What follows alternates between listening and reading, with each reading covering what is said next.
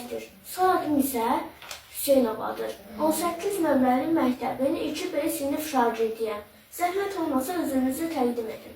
Mən də Rövşən Əliyev, jurnalist, bir hüquqşünas kimi, bir yazıcı kimi ən azından çox sevindim ki, bu günləri sizin qonağınız oldu və məni keçmişə qaytardınız.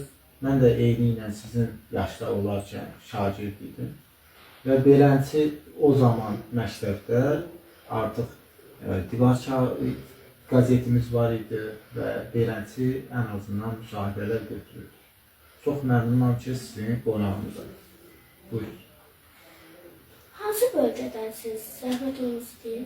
Mən Gəncədə doğulmuşam və Gəncədə 16 saylı orta məktəbdə oxumuşam və bir müddət orada artıq həddi bulub müddətindən sonra artıq Bakıda oxumağımla bağlı, işləməyimlə bağlı artıq Bakıda burada yaşamağı qərar vermişim. Necə oldu ki, doğma yurdunuzu tərk etmişdiniz? Deməli, əsas doğma yurdu tərk etməkdə əsas məqsədlərdən birincisi oxumağım oldu. Çünki mən hardasa ilkin olaraq hərbi akademiya, yəni ki, indi Heydər Əliyev adına olan akademiya, o zaman demək olar ki, çağırış məntəqəsindən göndərilmişdim. Ondan sonra bir müddət sonra isə artıq oxumağımla bağlı, yəni institut və universitet zamanı bunlar. Və ondan sonra isə məsələn bir neçə məktəblərdə, liseylərdə və yaxud da hansısa kolleclərdə və yaxud hansısa kurslarla bağlı olaraq, işimlə bağlı olaraq məcburən, yəni şimdi öz doğma yurdumu tərk edib və Bakıda artıq oxuduqdan sonra işləmək qərarına verdim. Azad olmuş torpaqlarımız haqqında fikirləriniz nədir? Demək, Azərbaycanın 88-ci ildə Azərbaycan torpaqlarına erməni işğalçılar hədsiz hücumlar etmiş və onların vətəndaşlarla bağlı olaraq bizim dinc vətəndaşlarımızı incitmiş, öz torpaqlarından kimisini qaçqın, kimisini isə məcburi köçkün etmişdir. Və bu zaman minlərlə şəhidimiz də olmuşdur və minlərlə qazimiz, əlillərimiz olmuşdur ki, bu torpaq uğrunda kimisi canını qurban vermiş, kimisi isə hər hansı bir əzasından olmuşdur, bədən əzalarını itirmişdir, əlillik dərəcəsi. Və kimisi isə o veteranlarımız ki var, istər şəhidlərimizin oradan meyitlərinin çıxarılmasında, istərsə də o yaralılarımızın ölməməsi üçün əziyyət çəkmiş və o əziyyətin nəticəsində bizim bu günləri qazilərimiz həyatda qalmışdır. Yəni bunu da əziyyətini veteranlarımız çəkir. Bu günləri o torpaqlardan danışdıqda, yəni uzun müddət keçdikdən sonra biz erməni işğalçılarından torpağımız azad olundu və azadlıq nəticəsində bugün yenidən o məcburi köçkünlərimiz öz torpağına geri qayıdır və orada məskunlaşır və bütün dünyaya da 44 günlük müharibə ilə sübut etdik ki, biz həqiqətən qorxmaz və şəhidliyi də şərbət kimi qəbul edən bir xalqdır. Bu cürlə. Necə oldu ki, jurnalist oldunuz? Deməli, jurnalist olmağın əsas səbəblərindən birincisi nədən baş qaldırır? Deməli, istənilən Allahın vergisi deyilən bir şey var. İnsanlar istəyir şair, istəyir yazıcı, istəyir rəssam, istərsə də jurnalist. Bunlar ən azından ilahi bir vergidir, insanlar üçün varlıqdır. Çünki Allah onu sənə bəxş etməsə, sənə hər hansı bir cümlənin qurulmasında və yaxud da hər hansı bir gördüyün problemin işıqlandırılmasında çox çətinliklərlə üzləşərsən. Mesela şair də hansısa rastlaşdığı nəyisə də hər şeyi qələmə almaqla dərdini orada izah edə bilməz.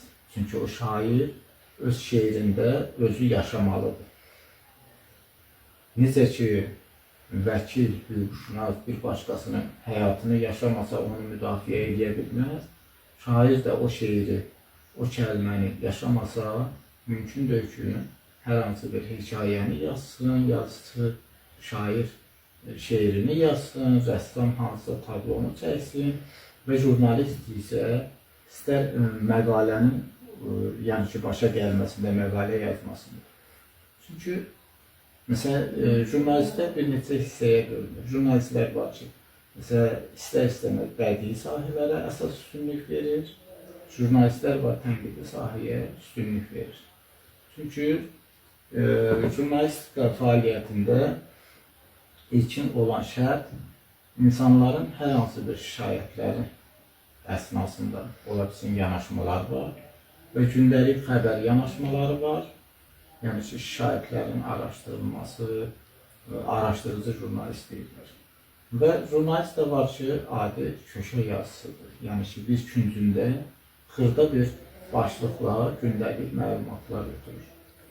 Mən də jurnalist olmağımın əsas səbəbləri həyatda bəzi problemləri gördüyümdən yana, yəni insanların hüquqi çətinlikləri, insanların hüquqi problemlərinin pozulmasından yana yönəldilmiş hər hansı bir şikayətləri gördükdə artıq onları işıqlandırmaq, onları insanlara çatdırmağı özümə öhdəlik bildiyim. Çünki istəmədim ki, bir daha insanlar hər hansı bir bu günləri problemi yaşayıbsa bir başqası. Bir başqası o problemi təkrarən yaşasın. Onun üçün də hər bir jurnalistin də boynunda haqq odur ki, jurnalist istər-istəməz problemləri gördüyümdən yana, yəni insanların hüquqi çətinlikləri, insanların hüquqi problemlərinin pozulmasından yana yönəldilmiş hər hansı bir şikayətləri gördükdə artıq onları işıqlandırmaq, onları insanlara çatdırmağı özümə öhdəlik bildiyim. Çünki istəmədim ki, bir daha insanlar hər hansı bir bu günləri problemi yaşayıbsa bir başqası. Bir başqası o problemi təkrarən yaşasın. Onun üçün də hər bir jurnalistin də boynunda haqq odur ki, jurnalist istər-istəməz elə etməlidir ki, ondan sonra onun etdiyi hər hansı bir atdığı məqalə, imzası və yaxud da çıxışı bir başqaları üçün örnək olsun. Yəni, insanları yoluna düzəlsin. Yəni, insanları belə aşağılayıcı səmtdə, insanları alladıcı səmtdə yönətməməli. Yəni, bu nöqteyi nəzərindən mən də jurnalist olaraq, yəni ki, artıq bu yola qədəm qoydum ki, ən azından, çünki jurnalistdir, şairdir, yazıcıdır, rəssamdır, bunlar Allahın yerdə danışan dili, görən gözü və hər hansı bir əməl sahibləridir. Yəni ki, Allahın bir bəxş elədiyi bir şəxslərdir. Buyurun. Yurdunuzla bağlı hansı xatirələriniz var? Deməli, uşaqlıq illərindən desəm ki, mən uşaqlıqdan bizim ailəmizdə olacaq bir yaxşı bir tərbiyə nöqteyi nəzərindən danışardım və ondan sonra yurdumla bağlı danışım. Məsələn, bizim ailəmizdə biz 4 qardaşıq, atam, anam və nənəm bir yerdə yaşayırdıq. Bizim hər hansı bir ola bilsin ki, dünya görüşümüzə görə uşaq ikən çox az idi, bilmirdik çox şeyi, nə olduğunu və necə ki, məktəbdə rəngləri, hərfləri öyrəndiyim kimi, ailədə də ailənin yəni başçısı olaraq atam və anam öz dünya görüşlərindən yararlanmaq üçün hər zaman bizi örnək olaraq nədəsə çəkindirib, nədəsə yol göstərir. Məsələn, adi bizdə ailədə belə bir məsələ var ki, atamız, mən böyük qardaş idim, mənim yanımda o birisi qardaşlarımı tənbih etməlidir, hansısa səhvinə görə. Və zaman gəldi, eyni ilə də anam. Həm də zaman gəldi, mən soruşanda ki, atamdan bəs nədən mənim yanımda bir başqa qardaşımı tənbih edib və yaxud qardaşımın yanında məni tənbih etməlisən, dedi, çünki heç zaman istəməzdim ki, sənin səhvinin, sənin zəif olan hissəni o birisi qardaşını bilsin və istənilən zaman sənə üsyan edib deməsin ki, atam haqlıydı, sən bu səhvinə görə. Yəni, hər dəfə o səhvləri törətməmək üçün ayrı-ayrılıqda tənbih edərdi. Qaldı ki, yaşam ərzinə görə, məsələn, biz demək olar ki, Gəncə haqqında məlumat verim. Gəncə Azərbaycanın ilkin olan ilk paytaxtı idi və Nizami Gəncəvi ilə, yəni Nizami Gəncəvi kimi böyük bir şəxsiyyətlə, daha bir şəxsiyyətlə tanınırdı və Cavad xan kimi böyük bir sərkərdəsi vardı və bir çox tarixi abidələrə malik olan bir yer idi. Məsələn, biz zona, düzdür, hər bir zonanın özünün qonaqpərvərliyi var Azərbaycanda. Məsələn, bizdə fərqli olaraq, məsələn, İmamzadə var idi, İmam nəslindən, bir tərəfdən Dahi Nizami var idi, bir tərəfdən isə Cavad xan kimi bir sərkərdəmiz var. Yəni, insanlar həqqıqlıq yaşına çatınca öz dövrünü yəni özünü dərk etmək kimi öz üçün seçim edirdi. Kim istəyərdi? İlahi nöqteyi nəzərində kim istəyərdi? Nizami Gəncəvi yaradıcılığını araşdırardı. Yəni ki, o səmtdə elmi sahəyə üstünlük verirdi. Kim də istəyərdi, sərkərdə olardı. İndi hərçənd mənim yaş dövrümə görə, məsələn, döyüş zamanına düşdü, mən döyüşlərə atıldım. Bir tərəfdən Cavad xanın irsini davam elədim. Bir tərəfdən isə bir şəxs kimi, cəsarətli bir qələm kimi, tənqidçi bir jurnalist kimi artıq başladım. Nizami Gəncəvinin bu yaradıcılığına vardım. İmamzadə nöqteyi nəzərindən də Allah bəxş elədi. Yəni Gəncəni adətən İmam Hüseyin şəhəri deyirlər. Bu nöqteyi nəzərindən də ilahi yolumu davam eləmişəm.